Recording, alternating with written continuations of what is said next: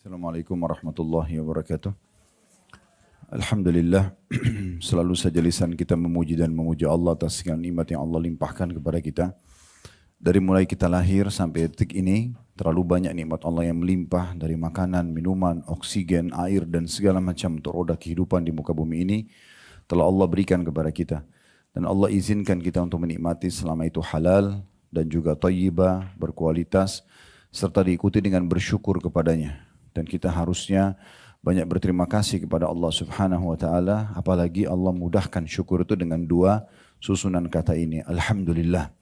Termasuk pada siang ini Allah masih mempertemukan kita untuk menjalankan salah satu yang disyariatkan, yaitu menuntut ilmu, dan ini wajib bagi setiap muslim dan muslimah, dan harusnya kita tidak luput.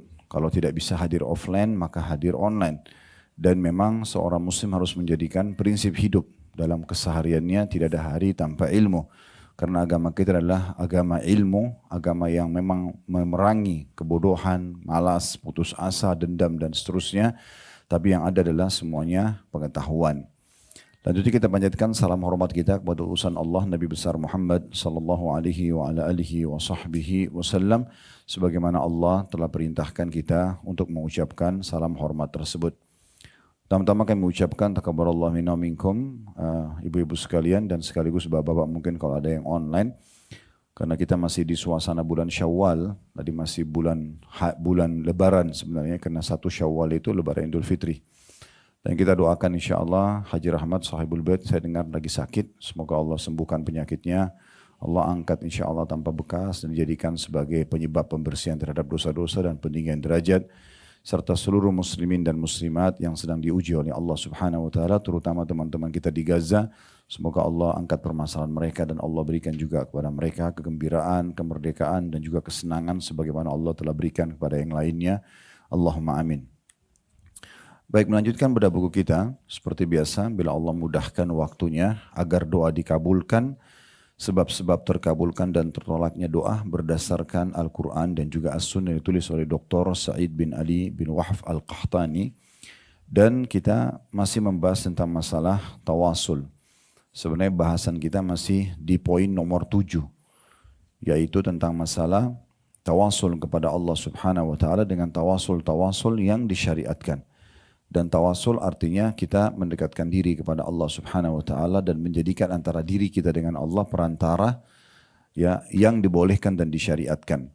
Itu yang diistilahkan dengan tawasul, dan sudah kita jelaskan tentunya secara bahasa ada di halaman 56. Tawasul menurut bahasa Arab berarti mendekatkan diri kepada Allah. Kembali kita reviewkan ya, karena sempat kita libur beberapa waktu. Sudah dikatakan al-wasilah menurut bahasa Arab berarti mendekatkan diri kepada Allah dan taat kepadanya, dan sarana untuk mencapai sesuatu dan mendekatkan diri kepadanya. Kemudian juga di bawahnya ada Ar-Raghib Al-Asfahani berkata, al-wasilah artinya sampai kepada sesuatu dengan kehendak yang kuat.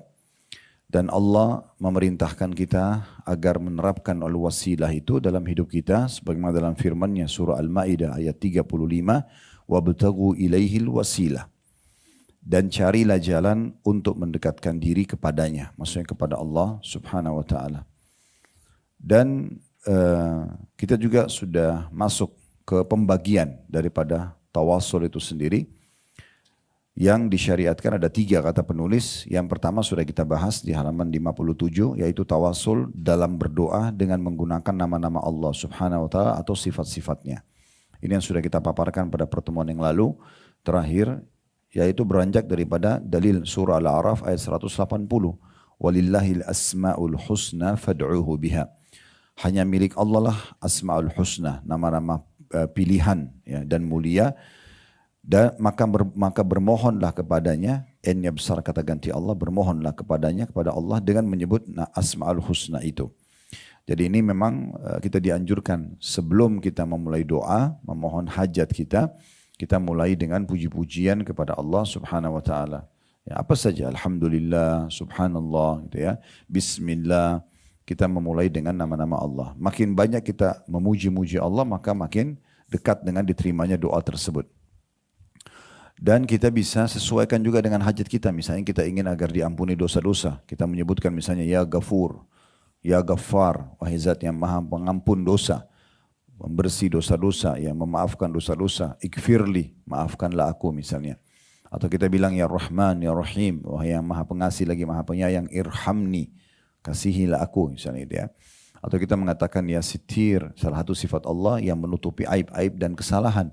Kita mengatakan usturni, ya tutuplah kesalahan-kesalahanku gitu ya, dengan cara Allah maafkan dan Allah tidak beberkan ya. Itu juga dengan misalnya rezeki, ada dalam surah Az-Zariyat Allah sebutkan innallahu war-razzaqu dzul quwwatil matin di ayat 58-nya, sungguhnya Allah itu zat yang maha pemberi rezeki, Razzaq. Kita bisa mengatakan ya Razzaq urzukni, wahai zat yang pemberi rezeki, berikanlah rezeki kepadaku misalnya. Nah itu termasuk bertawasul dengan amal-amal saleh. Sudah kita paparkan tentunya di situ disebutkan oleh penulis bagaimana Nabi Sulaiman alaihissalam bertawasul dalam doanya dengan menyebut-nyebut ya kebaikan Allah kepadanya dalam surah An-Naml ayat 19. Kemudian juga bagaimana seorang laki-laki ya pernah didengar oleh Nabi Muhammad SAW berdoa, Allahumma inni as'aluka bi anni ashhadu annaka antallahu la ilaha illa anta al-ahadus samad alladzi lam yalid wa lam yulad wa lam yakul lahu kufuwan ahad. Kita sekarang baca di halaman 58 ya, di paragraf nomor 2-nya, yang artinya ya Allah sungguhnya aku memohon kepadamu dengan bersaksi bahwasanya engkau lah Allah yang tiada Tuhan yang berhak disembah selain engkau, Tuhan yang Maha Esa, tempat bergantung yang dapat memenuhi hajat hamba-hambanya, yang tidak beranak dan tidak diperanakkan, dan tiada sesuatu pun yang setara dengannya. Maka kata Nabi SAW setelah mendengar orang itu membaca tadi, menyebut nama-nama dan puji-pujian kepada Allah, bahwasanya Allah tidak ada Tuhan selain Dia, selain Engkau, Engkau Maha Esa ya Allah, segala sesuatunya bergantung padamu ya Allah, Engkau tidak beranak dan tidak diperanakkan. Ini kan memuji-muji Allah.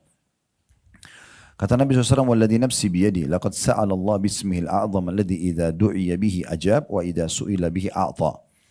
Kata Nabi SAW setelah dengar orang itu memuji-muji Allah tersebut, demi zat yang jiwaku berada di tangannya, maksudnya demi Allah, sungguh orang ini telah meminta kepada Allah dengan nama-namanya, nama Allah yang paling agung, yang apabila dimohon dengan menggunakan nama tersebut, pasti Dia mengabulkannya, dan apabila diminta dengan nama itu, pasti Dia menerima.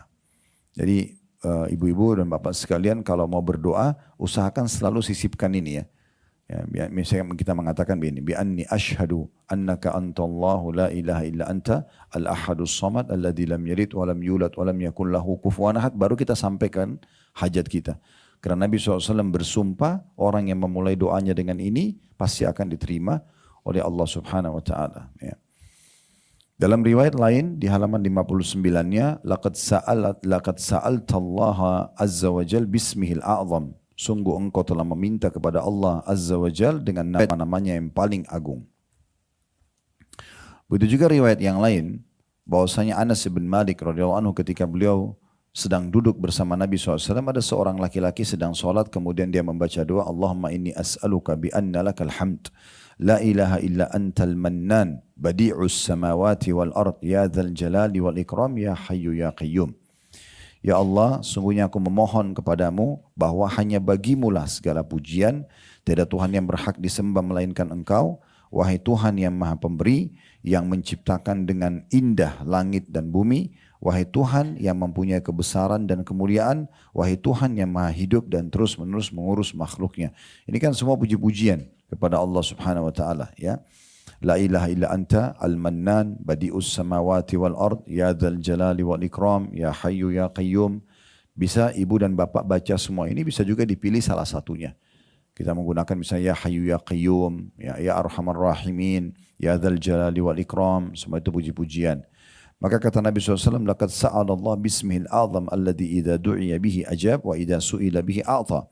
Sungguh ia telah meminta kepada Allah dengan namanya, N-nya besar kata ganti Allah, yang paling agung, yang apabila dimohon dengan menggunakan nama tersebut, pasti Dia, D-nya besar kata ganti Allah, pasti Dia mengabulkan, dan apabila diminta dengan nama itu, pasti Dia memberi.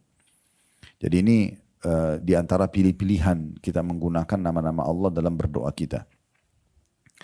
Demikian pula di lembaran terakhir yang kita pelajari, di halaman akhir paragraf 59 sampai 60, dari Mihjan bin Adra radhiyallahu anhu bahwa Rasulullah SAW pernah masuk ke dalam masjid. Ketika itu Rasulullah mendapati seorang laki-laki hampir menyelesaikan sholatnya, yaitu sedang dalam tasyahud akhir.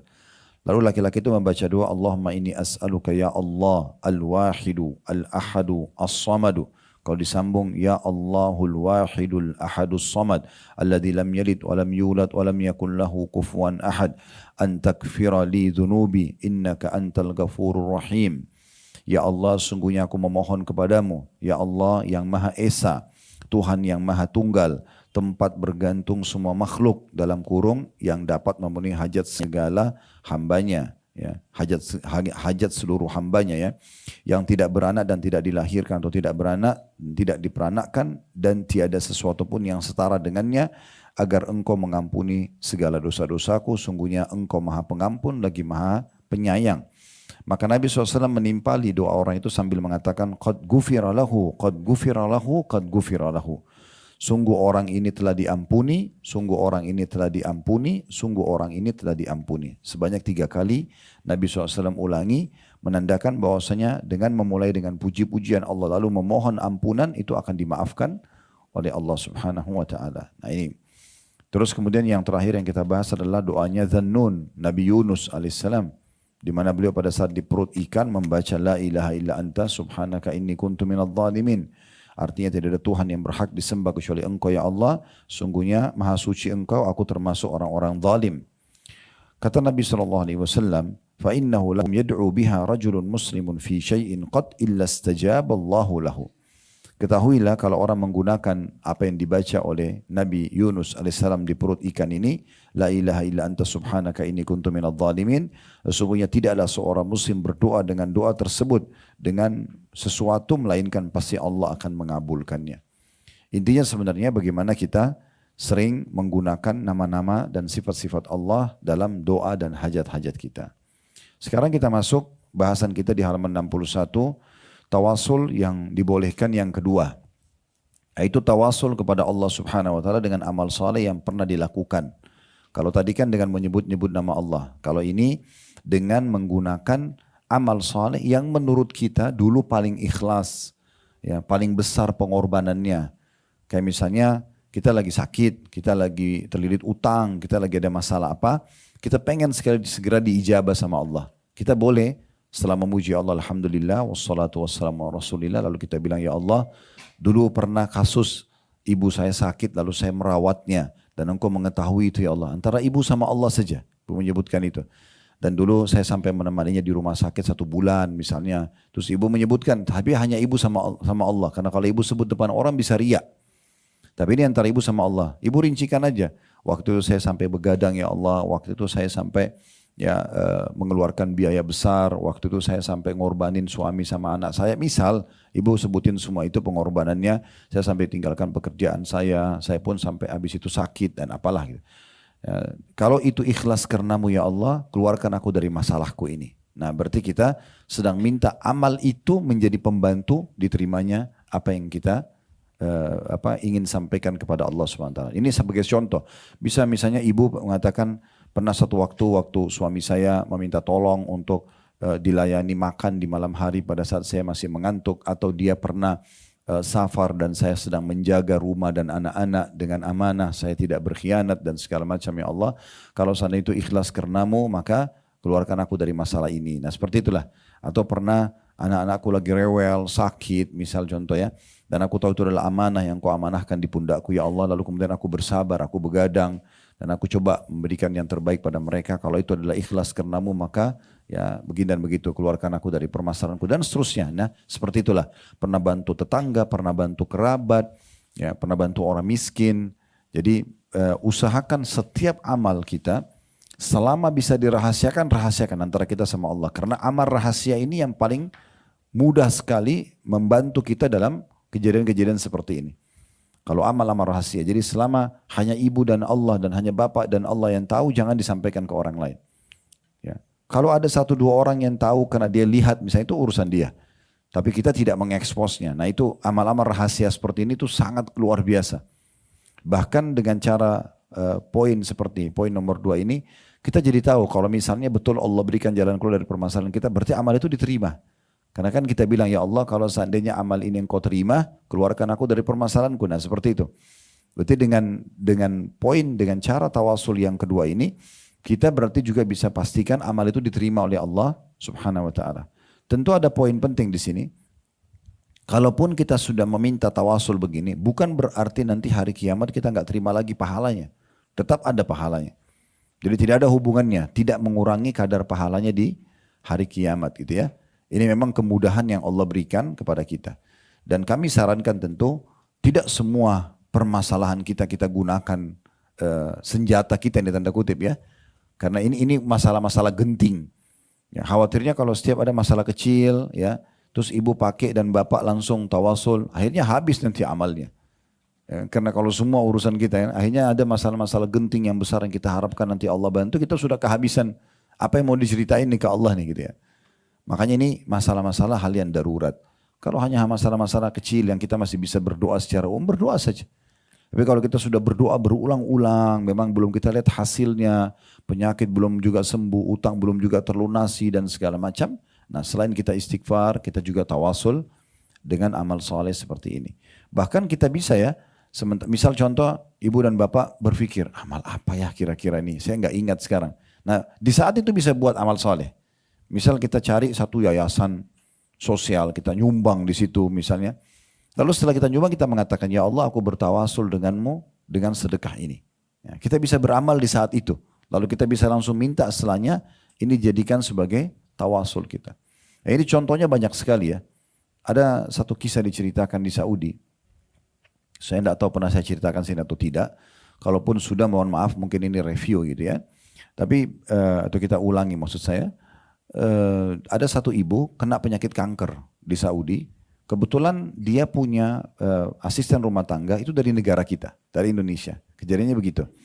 Kerja di tempat orang ini, dia sudah divonis oleh dokter ini ganas sekali, bisa mematikan buat dia, gitu ya. Tapi ibu ini menemukan pembantu dia yang baru kerja itu sering kali kalau masuk kamar mandi lama sekali. Ya, akhirnya dia satu waktu nanya, kenapa kamu lama di kamar mandi? Akhirnya pembantu itu menangis, ternyata dia baru saja melahirkan. Dan dia meninggalkan bayinya dalam kondisi memang butuh ASI. Jadi dia memiliki ASI yang banyak. Kadang-kadang kalau sudah penuh dia kesakitan jadi dia terpaksa tumpah di kamar mandi. Nah majikannya ini karena merasa prihatin, maka dia pun akhirnya mengambil inisiatif karena Allah Subhanahu wa ta'ala, dia uruskan tiket pulangnya pembantunya ini, berikut dia kasih gajinya setahun penuh. Jadi gajinya berapa per bulan dikali 1 tahun dikasih sama dia lalu diizinkan pulang. Ternyata baru saja dia melakukan perbuatan tersebut setelah pembantu itu pulang dia ke dokter divonis hilang sama sekali kankernya. Itu diantara contohnya itu tawasul dengan amal soleh namanya ya. Jadi kadang-kadang ada Allah berikan kita perangkat-perangkat di sekitar kita cuma kita harus jeli melihatnya. Misal kalau bapak ibu lagi hadapin sebuah masalah itu Allah sebagai bentuk kasih sayang kepada kita, itu pasti menyiapkan perangkat-perangkat. Misalnya, coba ibu dan bapak renungi, ingat-ingat dulu pernah ada masalah apa dalam hidup. Itu kayak Allah itu kayak siapkan. Misalnya, ada pasangan hidup kita yang menyabarkan kita, ada teman-teman yang datang membantu memberikan ide, kita ketemu dokter yang cocok, kita ketemu jalan keluar. Sebenarnya itu perangkat-perangkat yang Allah siapkan. Tinggal kita jeli atau tidak. Kadang-kadang bahkan orang-orang terdekat kita, misalnya cuma pembantu kita bantu, mungkin supir kita bantu, mungkin kita bantu ada kerabat yang susah, dia kemudian kontak kita, butuh minta bantuan anaknya lagi sakit. Padahal sebenarnya kitanya ini sedang butuh juga. Tapi kalau kita jeli, itulah solusi, bantu ini di sana goal gitu ya. Nah, kita akan mendapatkan, nah seperti itulah. Makanya kita harus peka sekali. Amal soleh itu manfaatnya sangat besar untuk urusan dunia dan untuk urusan akhirat. Di dunia dipermudah, permudah permasalahan urusan kita, di akhirat kita akan dapatkan balasan pahalanya. Ya. Baik, saya akan bacakan sekarang di poin nomor 2 yang ditulis oleh penulis, tawasul kepada Allah Subhanahu wa taala dengan amal soleh yang pernah dilakukan. Seperti seorang muslim berkata, tanda kutip, ya Allah berkat imanku kepadamu, atau tanda kutip cintaku kepadamu, atau tanda kutip, karena aku mematuhi Rasulmu, maka ampunilah dosaku. Atau seperti ungkapan, tanda kutip, ya Allah, sungguhnya aku memohon kepadamu dengan cintaku kepada Nabi Muhammad SAW dan imanku kepadanya, maksudnya kenabiannya ya, bebaskanlah aku dari kesusahan ini. Tawasul, termasuk tawasul macam ini adalah seseorang berdoa dengan menyebut amal soleh yang pernah dilakukannya. Yang di dalam melakukan amalnya itu dia takut kepada Allah, takwa kepada Allah. Maksudnya pada saat dia kerjakan amal soleh itu dalam kondisi dia ikhlas, dia memang berharap pahalanya, dia takut Allah nggak berikan balasan gitu ya. Lebih mengutamakan Allah dari segalanya, taat kepada Allah yang maha mulia, kemudian bertawasul dengan amal itu dalam doanya, agar lebih terbuka peluang untuk diterima dan dikabulkan. Dan dalil yang menjadi dasar disyariatkan tawasul tersebut adalah firman Allah Subhanahu wa taala dalam surah Al-Imran ayat 16 yang berbunyi, alladzina yaquluna rabbana innana amanna faghfir lana dzunubana wa qina adzabannar. Yaitu orang-orang yang berdoa, ya Rabb kami, sungguhnya kami telah beriman. Maksudnya ini tawasulnya, kami termasuk orang-orang muslim, orang-orang mukmin. Maka karena iman kami itu ampunilah segala dosa-dosa kami dan peliharalah kami dari siksa neraka. Nah, kelebihannya kalau ada ayat Al-Quran begini tinggal kita hafal dan kita amalkan. Sudah dapat doanya, dapat tawasulnya gitu ya. Kemudian juga firman Allah Subhanahu wa taala yang lain di dalam surah Al-Imran ayat 53. Masih surah yang sama, cuma beda urutan ayat. Kalau tadi sebelumnya ayat 16, ini ayat 53. Yang berbunyi Rabbana amanna bima anzalta wattaba'na ar-rasula faktubna ma'asy syahidin. Ya Rabb kami telah beriman kepada apa yang Engkau turunkan dan telah kami ikuti Rasul. Karena itu masukkanlah kami ke dalam golongan orang-orang yang menjadi saksi tentang keesaan Allah. Maksudnya nanti hari kiamat kami termasuk orang-orang yang berselamat karena memberikan kesaksian tentang kebenaran risalah Nabi. Dan juga hadis yang menceritakan tentang sekelompok pemuda yang terjebak dalam gua yang masing-masing menyatakan dan mengemukakan amal soleh yang mereka pernah perbuat untuk mendekatkan diri kepada Allah Subhanahu wa taala hanya untuk mencari ridho dari Allah, dan masing-masing bertawasul menyatakan amal soleh mereka, maka Allah pun perkenan doa mereka. Hadis ini riwayat Bukhari Muslim. Tentu tidak asing kisah ini ya. Saya ingatkan kembali, kata Nabi SAW, ada orang sebelum kalian, maksudnya sebelum umat Muhammad SAW, sebelum kita, tapi orang-orang saleh, mereka pengikut para rasul. Lalu mereka jalan, ternyata hujan deras dan mereka masuk ke dalam sebuah gua. Gua itu kebetulan ada di bawah kaki gunung ya. Pada saat mereka masuk berlindung dari hujan yang deras, tiba-tiba ada batu besar jatuh dan menutup pintu gua mereka. Sehingga mereka tidak bisa keluar sama sekali. Salah seorang dari 3 orang ini berkata, tidak ada yang bisa mengeluarkan kita karena mereka tidak punya kekuatan untuk mendorong batu tersebut. Kalaupun mau dihancurkan mereka tidak punya alatnya. Bagaimana caranya gitu? Dalam gua yang sangat sempit, pengap. Maka yang satu mengatakan tidak ada cara kita keluar kecuali Allah Subhanahu wa taala membantu. Maka mari kita masing-masing menyebutkan amal-amal terbaik menurut kita. Mulailah yang pertama mengatakan, ya Allah, sesungguhnya Engkau mengetahui aku memiliki seorang wanita yang aku sangat sukai. Jadi wanita ini sangat dicintai, sangat disukai dan sudah lama aku ingin ya berhubungan badan sama dia. Ini langsung ke masalah dia ingin berzina ya. Kemudian selalu wanita itu menolak. Ya, setelah satu waktu dia pernah punya kebutuhan dan butuh bantuan, akhirnya saya memberikan syarat, saya akan bantu tapi dengan syarat dia harus menyerahkan kesuciannya gitu ya. Maka wanita tersebut pun terpaksa menyerahkan dirinya karena memang dia butuh uang ya waktu saat itu untuk kebutuhan yang mendesak. Maka pada saat aku sudah berada di antara 2 pahanya, sudah akan meletakkan kemaluan di kemaluan, maka wanita itu mengatakan, bertakwalah kepada Allah, jangan kau letakkan cincin kecuali pada tempatnya. Maksudnya kalau mau ya nikah, jangan zina gitu ya. Maka akhirnya kata laki-laki ini, saya pun pada saat itu berhenti dan tidak melakukannya. Padahal dia sudah menguasai wanita tersebut. Ya. Kalau itu ikhlas karenamu ya Allah, keluarkan kami dari gua ini. Dan betul batu itu pecah, tapi belum bisa keluar. Tapi batu itu tiba-tiba pecah, berarti menandakan memang itu dia tinggalkan karena Allah. Jadi di sini bukan hanya sekedar mengerjakan ketaatan, meninggalkan maksiat pun masuk dalam ketaatan, masuk dalam amal soleh. Kita pernah ada keinginan mencuri, tidak jadi. Kita pernah keinginan manipulasi data, nggak jadi. Kita pernah ini dan itu, terus kita batalkan karena Allah. Nah itu semua termasuk amal soleh. Yang kedua mengatakan, ya Allah sungguhnya Engkau mengetahui aku memiliki kedua orang tua yang aku sangat bakti dengannya. Setiap hari aku selalu membawa pulang susu dari perahan domba. Jadi beliau punya domba, selalu perah susu domba dibawa pulang untuk keluarganya, istri anak dan untuk kedua orang tuanya. Tapi dia selalu dahulukan orang tuanya dikasih dulu, baru dia kasih istri sama anaknya. Dia bilang satu malam, satu waktu saya pulang terlambat dari pengembalaan, kemudian saya membawa susu tersebut, ternyata kedua orang tua saya sudah tidur. Maka saya pun memegang wadah susu itu dari malam sampai pagi. Karena saya tidak ingin membangunkan keduanya, saya tidak ingin ganggu tidurnya. Dalam sebuah riwayat lain, anak-anakku pun menangis di kakiku. Karena kelaparan, mereka butuh susu itu. Tapi saya tidak memberikan kepada mereka sampai kedua orang tua saya minum. Keesokan paginya pada saat mereka bangun, baru saya berikan susu tersebut, tanpa mereka mengetahui kalau saya menunggu semalam suntuk. Ya Allah, kalau itu ikhlas karenamu, keluarkan kami dari gua ini. Maka pecah lagi batu tersebut. Tapi belum bisa membuat mereka keluar. Nah yang ketiga menceritakan, mengatakan, ya Allah sungguhnya engkau tahu aku pernah punya seorang pegawai. Jadi ini ragam sekali ceritanya. Ini masalah tinggalin zina, ini masalah bakti orang tua, ini satu lagi tentang masalah interaksi dengan pegawainya. Nah ya Allah, dulu engkau tahu aku punya seorang pegawai yang bekerja, kemudian tiba-tiba dia tinggalkan pekerjaan sementara dia belum mengambil upahnya. Waktu itu saya tidak tahu harus kontak di mana, karena waktu itu belum ada handphone, belum ada gimana kontak orang ini tiba-tiba pergi. Tapi dia punya hak gaji, belum diambil. Maka upahnya itu pun aku belikan hewan ternak. Sampai akhirnya menjadi peternakan yang berkembang pesat. Sampai menjadi satu lembah itu penuh dengan hewan ternak semuanya. Dari hasil gajinya si pegawai yang pergi. Setelah sekian tahun dia datang, baru dia mengatakan, wahai Tuan, Anda tahu dulu ya saya punya hak yang belum saya ambil. Tolong berikan untuk kebutuhan saya gitu. Maka orang ini mengatakan, apakah kamu lihat lembah itu? Maka mantan pegawainya mengatakan, iya. Kata dia, dulu upah kamu saya berikan sepasang hewan ternak, lalu berkembang biak, sekarang semua itu punya kamu, ambillah. Maka kata orang ini, ya Allah, pegawai itu mengambil semuanya, tidak meninggalkan satu ekor pun untukku. Kalau itu ikhlas karenamu, maka keluarkan kami dari gua ini, maka pecahlah batu tersebut, lalu mereka bisa keluar.